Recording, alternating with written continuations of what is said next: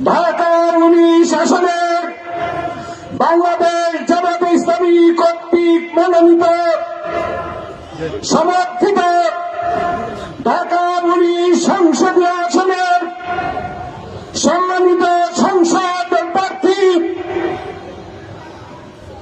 আশুলিয়া এবং শহরের গণমানুষের নেতা বিশিষ্ট সমাজ সেবক অধ্যক্ষ আফজাল হোসেন এখন আপনাদের সামনে বক্তব্য পেশ করবেন।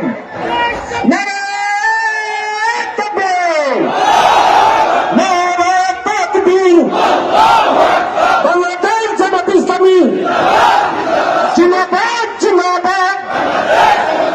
আসসালামু আলাইকুম ওয়া রাহমাতুল্লাহি ওয়া বারাকাতুহু। আলহামদুলিল্লাহি রাব্বিল আলামিন ওয়াসসালাতু ওয়াসসালামু আলা সাইয়্যিদিল মুরসালিন ওয়া আলা আলিহি ওয়া সাহবিহি আজমাইন। বাংলাদেশ জামাত ইসলামী ঢাকা 19 কর্তৃক আয়োজিত আজকের এই জনসভার সম্মানিত সভাপতি, বাংলাদেশ জামাত ইসলামী ঢাকা জেলার কর্ম পরিষদের সদস্য জনাব অ্যাডভোকেট শহীদুল ইসলাম, আমাদের মাঝে উপস্থিত আছেন আজকের অনুষ্ঠানের সম্মানিত প্রধান অতিথি বাংলাদেশ জামাত ইসলামী ঢাকা জেলার সংগ্রামী আমির জনাব মাওলানা দেলোয়ার হোসাইন, উপস্থিত আছেন জেলা কর্ম পরিষদের সদস্যবৃন্দ, অত্র অঞ্চলের থানা আমিরবৃন্দ, বিভিন্ন পর্যায়ের আইন শৃঙ্খলায় নিয়োজিত সদস্যবৃন্দ, জাতির জাগ্রত বিবেক সাংবাদিক বন্ধুগণ, উপস্থিত এই বিশাল জনসমুদ্রের সম্মানিত উপস্থিতি, আল্লাহ রাব্বুল আলামিন দরবারে শুকরিয়া আদায় করছি যে মহান রব্বুল আলামিন আমাদেরকে গত 24 জুলাই বিপ্লবের মাধ্যমে বাংলাদেশের একটি নতুন যাত্রা শুরু হয়েছে, যার ফলশ্রুতিতে আজকে আমরা স্বাধীনভাবে কথা বলার সুযোগ করে দিয়েছেন, স্বাধীনভাবে চলাফেরা করার সুযোগ করে দিয়েছেন। 24 সেই ছাত্র আন্দোলনে যারা শহীদ হয়েছেন, যারা আহত হয়েছেন, তাদের সমবেদনা জ্ঞাপন করে আমি সংক্ষিপ্তভাবে কয়েকটি কথা বলে আমি আমার কথা শেষ করব। সম্মানিত ভাইরা, আল্লাহ রাব্বুল আলামিন কালামে হাকিমে বলেছেন, বিসমিল্লাহির রহমানির রহিম, আল্লাযীনা ইম্মাক্কানাহুম ফিল আরদ আকামুস সালাতা ওয়া আতুজ যাকাতা ওয়া আমরু বিল মা'রুফ ওয়া নাহয়ু আনিল মুনকার। আমি যদি কোনো ভূখণ্ডে ইসলামকে বিজয় শক্তি হিসাবে প্রতিষ্ঠিত করি, তাহলে ওই ভূখণ্ডের ইসলামী শক্তি, ইসলামী শাসন 4 দফা কাজ করবে। প্রথম দফা কাজ হচ্ছে আকিমুত সালাত, যারা ওই ভূখণ্ডে নামাজকে প্রতিষ্ঠিত করবে, নামাজকে কায়েম করবে, যে নামাজের মাধ্যমে এই সমাজ দুর্নীতি মুক্ত হবে, সন্ত্রাস মুক্ত হবে, চাঁদাবাজ মুক্ত হবে, নারীর অধিকার ফিরে পাবে, একটি মানবিক কল্যাণকামী একটি রাষ্ট্রে পরিণত হবে ইনশাআল্লাহ। দ্বিতীয় দফা হচ্ছে তারা যাকাত ভিত্তিক অর্থনীতি চালু করবে। ওই ভূখণ্ডে যাকাত ভিত্তিক অর্থনীতি চালু করার মাধ্যমে গরিব থাকবে না, না খেয়ে মানুষ থাকবে না, মানুষ অভাবী থাকবে না, বস্ত্রহীন থাকবে না, বাসস্থানহীন থাকবে না, চিকিৎসার অভাবে মানুষ ঢুকে ঢুকে মৃত্যুবরণ করবে না, যদি এই ভূখণ্ডে যাকাতের ব্যবস্থা চালু হয়। সম্মানিত ভাইরা, তৃতীয় দফা হচ্ছে অন্যায়ের প্রতিবাদ করবে, অন্যায় থাকতে দেবে না, জুলুম থাকতে দেবে না, মানুষ মজলুম হবে না। আজকে আমরা বাংলার এই ছোট্ট ভূখণ্ডে কি দেখতে পাচ্ছি?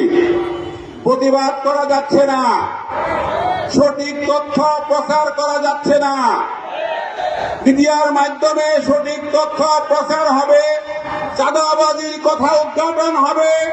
বাংলার এই ছোট্ট ভূখণ্ডে চাঁদাবাজের বিরুদ্ধে যারা লেখনী লেখেন, তাদেরকে দিনে দুপুরে প্রকাশ্যে জনসম্মুখে কুপায়ে কুপায়ে হত্যা করা হচ্ছে, পাথর পাথরের আঘাতে জর্জরিত করে চাঁদাবাজের বিরুদ্ধে কথা বলার কারণে মানুষকে তারা পাথর দিয়ে হত্যা করছে, তার উপরে তারা উঠে উঠে নেচে গিয়ে আনন্দ উল্লাস করছে। এই হচ্ছে বাংলার সভ্যতা। জামাত ইসলামী এই কালচার পরিবর্তন করতে চায়। জামাত ইসলামী ক্ষমতায় গেলে সন্ত্রাসী করার কেউ সাহস পাবে না ইনশাআল্লাহ। চাঁদাবাজ থাকবে না, দুর্নীতি থাকবে না। যে দুর্নীতির মাধ্যমে বাংলাদেশ থেকে কোটি কোটি টাকা পাচার হয়েছে, যা অর্থনীতির যে দোষ নেমেছে এখন পর্যন্ত তা সংশোধন করা যায় নাই। প্রিয় ভাইরা, আজকে আমাদের এই আশুলিয়া অঞ্চল যানজটে পরিপূর্ণ। রাস্তা দিয়ে যাওয়ার সময় বলা যায় না কতক্ষণ আপনি কোথায় যে পৌঁছাবেন। কেন হয়েছে? ফুটপাতের ব্যবসার কারণে হয়েছে। রাস্তার মোড়ে মোড়ে ভ্যান গাড়ি বসিয়ে বসিয়ে, রাস্তার মোড়ে মোড়ে চৌকি বসিয়ে সেখানে ব্যবসা করা হচ্ছে। যারা ব্যবসা করছেন, জামাত ইসলামী যদি এদেশের সেবক হিসাবে গ্রহণ করেন, যারা ফুটপাতে ব্যবসা করছেন তাদের জন্য উত্তম ব্যবস্থা করা হবে।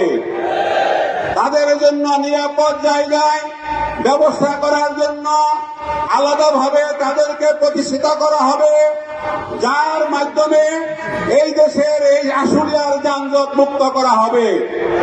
আমরা শুনেছি বিগত সময়ের আমলে যেখানে যে চাঁদাবাজি হয়েছে, শুধু ব্যক্তি পরিবর্তন হয়েছে, চাঁদার পরিমাণ আরো বৃদ্ধি পেয়েছে। আজকে ফুটপাতে যারা ব্যবসা করে খাচ্ছে তা আমার দেশের গরিব মানুষ।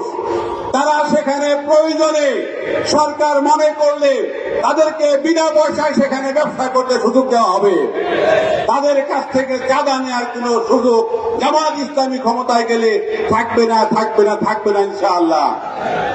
সম্মানিত ভাইয়েরা, আমাদের এই দেশ, আমাদের এই আশুলিয়া অঞ্চল শিল্প বান্ধব অঞ্চল, যেখানে অর্ধেকের বেশি নারী শ্রমিক তারা চাকরি করে খায়। আমাদের বন্ধু যারা বিরোধী আছে তারা অপপ্রচার করছে জামাত ইসলামী ক্ষমতায় গেলে নারীদের অধিকার দেবে না। আমি জিজ্ঞাসা করতে চাই, রাসূল আকরাম সাল্লাল্লাহু আলাইহি ওয়াসাল্লামের কাছে এক সাহাবী জিজ্ঞাসা করেছিলেন, ইয়া রাসূলুল্লাহ সাল্লাল্লাহু আলাইহি ওয়াসাল্লাম, আমি কার সেবা করব? কি বলেছিলেন? তোমার মায়ের সেবা করবে। দ্বিতীয়বার জিজ্ঞাসা করেছিলেন, কার সেবা করব? রাসূল বলেছিলেন, মায়ের খেদমত করবে। তৃতীয়বার বলেছিলেন, কার খেদমত করব? রাসূল বলেছিলেন, তুমি তোমার মায়ের খেদমত করবে। চতুর্থবার তিনি বলেছিলেন, তুমি তোমার পিতার খেদমত করবে। ইসলাম কার অধিকার দিয়েছে? নারীর অধিকার ইসলামে দিয়েছে। রাসূল সাল্লাল্লাহু আলাইহি ওয়াসাল্লাম বলেছেন, তোমার পায়ের পায়ের নিচে তোমার জান্নাত, তোমার মায়ের পায়ের নিচে তোমার জান্নাত। একবার জন্য বলে নাই তোমার বাবার পায়ের নিচে তোমার জান্নাত। সম্মানিত ভাইরা, ইসলাম নারীকে তার ন্যায্য অধিকার দিয়েছে, নারীকে তার সম্মান দিয়েছে। এই জন্য এই এলাকার শিল্পাঞ্চলের যে সমস্ত মা বোনেরা গার্মেন্টসে চাকরি করেন, আপনারা সসম্মানে জামাত ইসলামী ক্ষমতায় গেলে আরো বেশি সুযোগ সুবিধা নিয়ে আপনারা আপনাদের কর্মস্থলে আসা যাওয়া করবেন। আপনাদের বেতন বোনাস বাড়ানো হবে, মাতৃত্বকালীন ছুটি বাড়ানো হবে, চাকরি নিশ্চয়তা জামাত ইসলামী দেবে ইনশাআল্লাহ। এই জন্য প্রিয় ভাইরা, আমাদেরকে মাঠে ময়দানে নারীর ক্ষমতায়নের, নারীর সুযোগ সুবিধা ইসলাম দিয়েছে এ কথা প্রচার করতে হবে। আমি শেষ কথা বলতে চাই, প্রিয় ভাইরা, জামাত ইসলামী যদি আগামী দিনে এ দেশের শাসনভার গ্রহণ করে, এই জাতি যদি জামাত ইসলামীকে সেবক হিসাবে রাষ্ট্র ক্ষমতা অধিষ্ঠিত করে, তাহলে জামাত ইসলামী এদেশের অবকাঠামোর পরিবর্তন করবে ইনশাআল্লাহ। আজকে রাস্তাঘাটে হাঁটা যায় না, পানি আর পানি, বর্ষাদা শুকনা টের পাওয়া যায় না। এই জন্য আমাদের রাস্তাঘাট যা আছে সরকারি টাকা দিয়ে জামাত ইসলামী যদি দেশের শাসনভার গ্রহণ করে, তাহলে মানুষের যাতায়াত ব্যবস্থাকে নির্বিঘ্ন করা হবে। আমরা কয়েকদিন আগে দেখেছি আশুলিয়া থানার সামনে রিক্সা উল্টায় যে লরির নিচে পড়ে 3 জন লোক মারা গিয়েছে। জামাত ইসলামী রাস্তাঘাটের উন্নয়ন করবে, জামাত ইসলামী এদেশের বিদ্যুৎ ব্যবস্থার উন্নয়ন করবে, জামাত ইসলামী এদেশের সন্ত্রাসমুক্ত রাষ্ট্র কায়েম করবে। তাই আসুন আগামী দিনের নির্বাচনে ফেব্রুয়ারি যে নির্বাচন হবে সেই নির্বাচন সবচেয়ে চ্যালেঞ্জিং একটা নির্বাচন হবে। আমাদের দেশের আইন শৃঙ্খলা বাহিনী পুরোপুরি ভাবে এখনো আমরা মনে করি তারা জনগণের সেবায় নিয়োজিত হতে পারেনি। এই জন্য আমরা তাদের প্রতি আহ্বান জানাবো, আজকে এই 8 তারিখে বর্তমান সরকার শহীদের রক্তের উপর ভর করে তারা ক্ষমতা গ্রহণ করেছে। প্রিয় ভাইরা, 1 বছর হয়ে গেল, এখন পর্যন্ত যারা শাহাদাত বরণ করেছে, যারা নিহত হয়েছে, যারা আহত হয়েছে, তাদের কোনো দৃশ্যমান বিচার আমরা দেখতে পাই নাই। আপনারা পিলখানা হত্যাকাণ্ড, 13 সালের শাপলা চত্বরের হত্যাকাণ্ড, 16 বছরে জামাত ইসলামীর 500 জন নেতা কর্মীকে হত্যা করেছে, তার দৃশ্যমান কোনো বিচার এই সরকার এখনো করতে পারেনি। আমরা সরকারের কাছে অনুরোধ করব, অনতি বিলম্বে আপনাকে বিচার দৃশ্যমান করতে হবে। যারা যেখানে ক্ষতিগ্রস্ত হয়েছে তাদেরকে বিচার করে ক্ষতিগ্রস্তদেরকে ক্ষতিপূরণ দিতে হবে। আসুন আগামী দিনের নির্বাচনে সকল রকমের চ্যালেঞ্জ মোকাবেলা করে জামাত ইসলামীর প্রার্থীকে বিজয় করব, দাঁড়িপাল্লা মার্কাকে বিজয় করব, সে আহ্বান রেখেই আমি আমার কথা শেষ করছি। আসসালামু আলাইকুম ওয়া রাহমাতুল্লাহি ওয়া বারাকাতুহু। সেইখানেতে আল্লাহ রাজি হন, যাতে রাসূল